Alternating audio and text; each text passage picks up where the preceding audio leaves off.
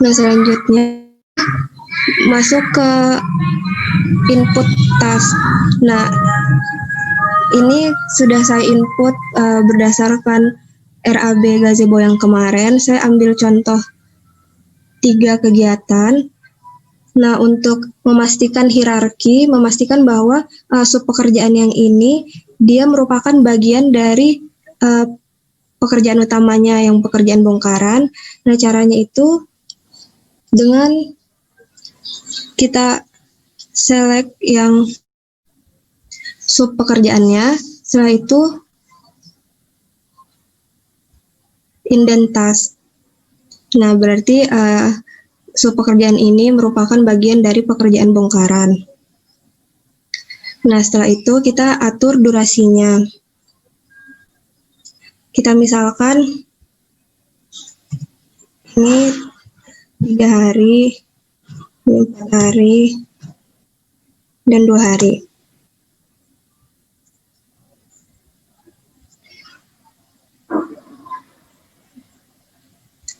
Nah, setelah itu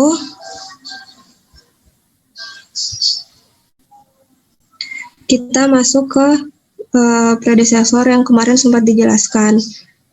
Nah, cara menginput predesesor itu bisa langsung diklik, misal untuk kegiatan galian tanah ini dilakukan setelah bongkaran karpus bata. Berarti kan setelah kegiatan 2, bisa langsung diklik 2 seperti ini, atau bisa seperti yang Pak Kolonel jelaskan kemarin, kita pakai information. Nah, di sini kita bisa pilih type-nya.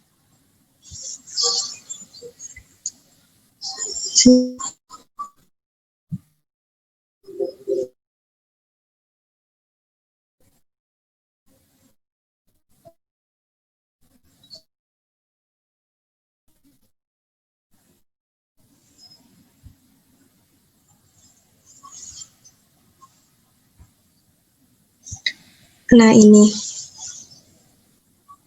bisa pilih finish atau start to start dan lainnya. Misal ini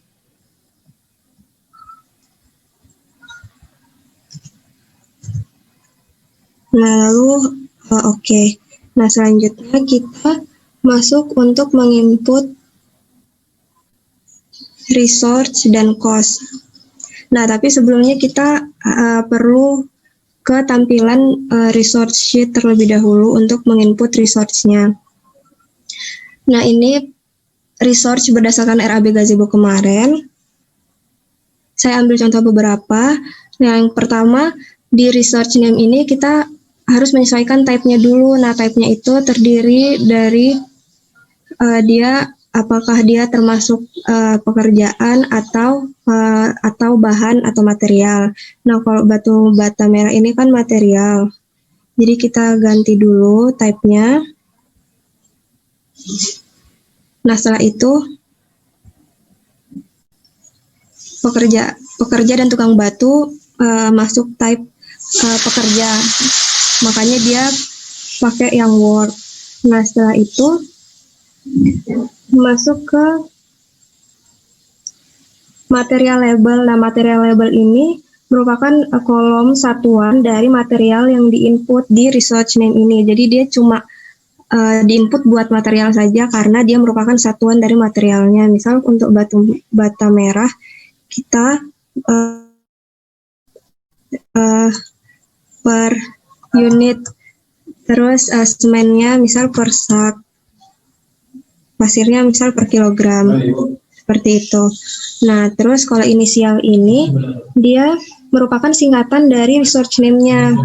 Jadi waktu di input dia sudah langsung otomatis terisi. Nah, selanjutnya ada grup. Grup ini digunakan untuk mengelompokkan resource ini tadi. Jadi kayak misal sepaham saya pengelompokannya bisa bebas, tapi kalau misal contohnya untuk batu bata merah ini dia masuk ke resource eksternal. Terus kalau misal pekerja dan tukang batu ini mungkin masuk resource-nya internal dan lain sebagainya, grupnya bisa bebas. Saya pakai contoh itu saja ya teman-teman.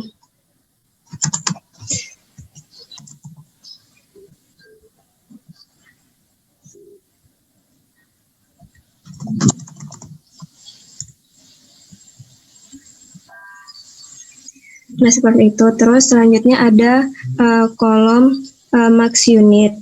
Nah, kolom ini hanya diisi buat resource yang bertipe pekerja.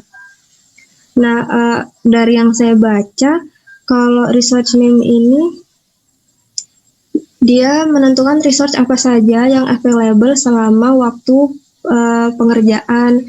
Jadi, misal untuk pekerja ini dia full time 100%. Jadi dalam satu hari dia bisa menyelesaikan 100% dari pekerjaannya. Nah, misal tukang batu ini dia pekerjaannya dia bekerjanya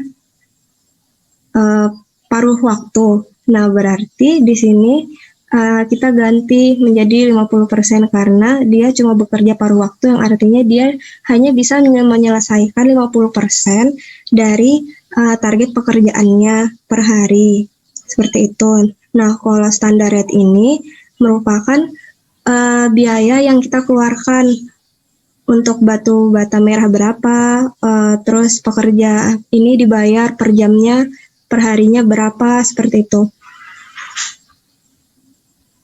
Nah, kalau yang di RAB Gazebo,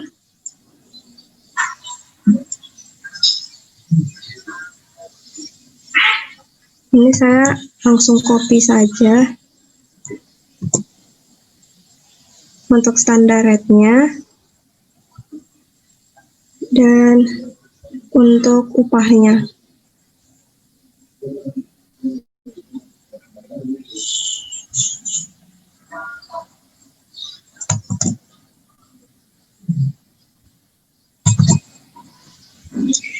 Nah, kemudian ini untuk overtime rate. Nah, untuk overtime rate ini dia kayak gaji lembur, upah lembur. Jadi kalau misal pekerja ini pada hari biasa dia digaji 102.000 per hari. Nah, kalau misalnya dia lembur, misal bertambah jadi 200.000. Seperti itu. Kebanyakan.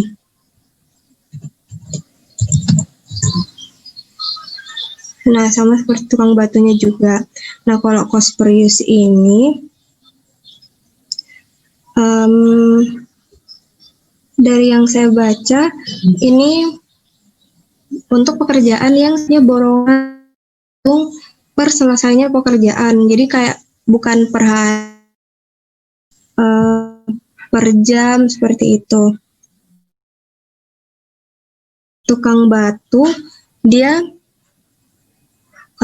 digaji misal 2 juta per selesainya proyek. Jadi dia nggak digaji misal 200.000 per hari seperti ini, tapi dia dibayar sekali. Yang penting proyeknya selesai, bayarnya 2 juta seperti itu. Penggunaan cost per use. Nah, terus kalau yang accrued at ini dia menunjukkan termin pembayaran. Jadi di sini ada pilihan, ada start, ada prorated dan end. Jadi untuk pembayaran resource-nya ini apakah saya gunakan atau start, atau setelah resource-nya digunakan, atau end, atau dibayarkan berdasarkan termin atau persentase dari penggunaan resource-nya. Nah, itu kita pilih prorated.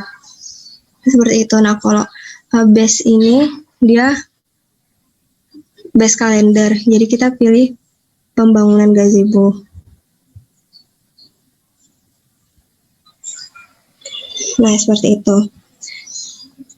Nah, selanjutnya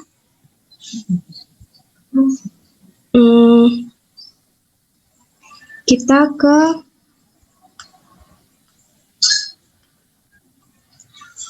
coba membuat jalur critical path-nya.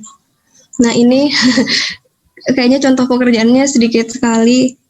Jadi kita coba bikin, kalau mau bikin jalur kritis, kita for ini tekstil.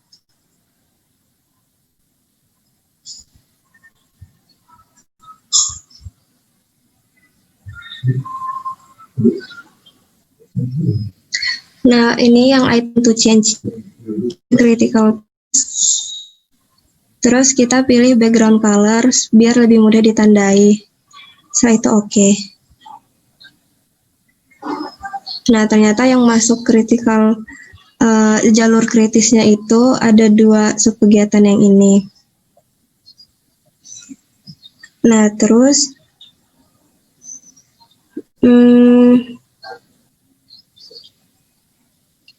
selanjutnya kita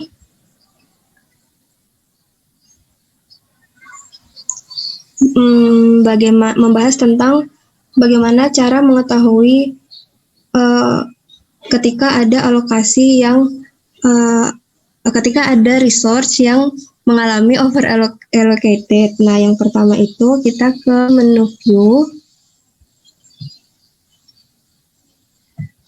Mana ya? Menu view. Setelah itu ke filter box.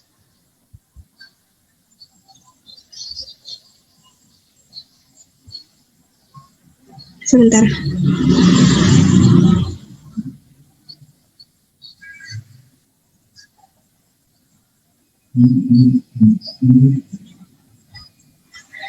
Filter box selalu over allocated resource.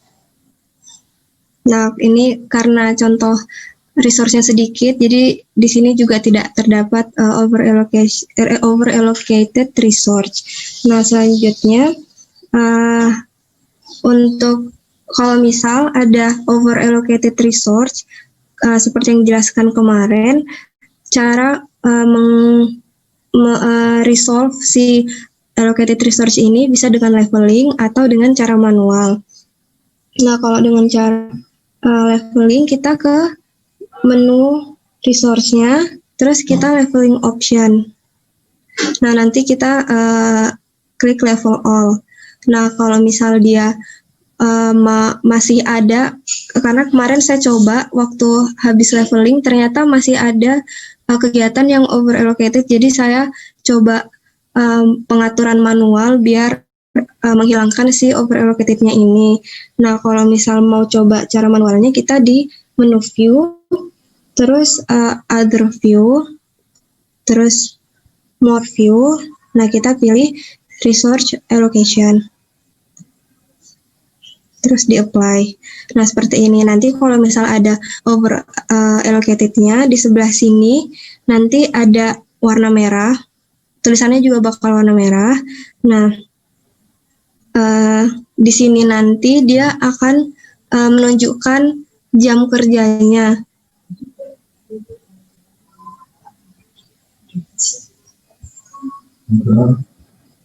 Jam kerja dari pekerjanya. Seperti itu, dan ini juga nanti akan lebih rinci di sini. Nah, nanti untuk manualnya kita bisa geser schedule-nya sampai nanti dia tidak terjadi over alokasi lagi. Jadi nanti di sininya jam kerjanya itu dari merah dia berubah jadi hitam lagi tulisannya. Seperti itu. Nah, selanjutnya kita coba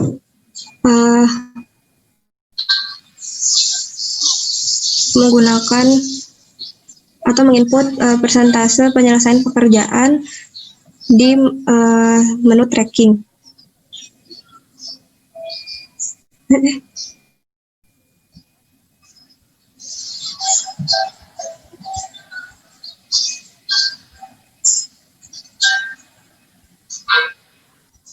Oh ya, tadi ini belum dimasukkan resource name-nya sehabis input di resource sheet. Nah, ini misal kita pakai semua. Nah, terus kalau untuk cost, kita bisa pilih di sini. Ini ada banyak pilihan. Kalau mau pakai baseline, pakai baseline. Kalau mau pakai fix atau standar rate juga bisa. Nah, kita di sini pakai cost-nya. Mana ya? Ini. Nah, nanti akan otomatis muncul sendiri. Nah, terus kita tadi mau coba tracking ya. Nah, tracking itu merupakan proses memasukkan aktual yang terjadi di lapangan. Jadi pekerjaannya sudah sampai mana. Nah, itu dimasukkan ke menu tracking. Nah, nanti kita ke view, table, terus ke tracking. Nah, seperti ini. Kita coba ganti physical complete-nya. Misal di lapangan sudah selesai 50%. Ini 40%, ini 30%. Nah, seperti itu nanti remaining durasinya sudah akan menyesuaikan sendiri. Setelah itu kita kembali ke entry, ke tampilan awal. Nah, selanjutnya kita, sudah selesai. Selanjutnya laporan. Di laporan, seperti yang dijelaskan teman-teman sebelumnya, di sini ada beberapa menu. Kita mau tampilkan laporannya, fokusnya kemana, fokus ke research atau ke source atau ke cost atau in progress-nya. Seperti itu tadi yang sudah dijelaskan Lisa, Kiko, sama Vira kan sampai cost. Nah, saya coba jelaskan yang in progress. Nah, kalau in progress ini, kalau kita pilih critical task, nah ini akan muncul status pekerjaan terakhir dari pekerjaan-pekerjaan yang masuk di jalur kritis. Maaf ya kalau nanti Zoom-nya putus, kita start lagi ya. Oh iya Pak. Nah, selanjutnya yang lead task ini, dia melaporkan pekerjaan-pekerjaan yang mungkin terlambat, mungkin ada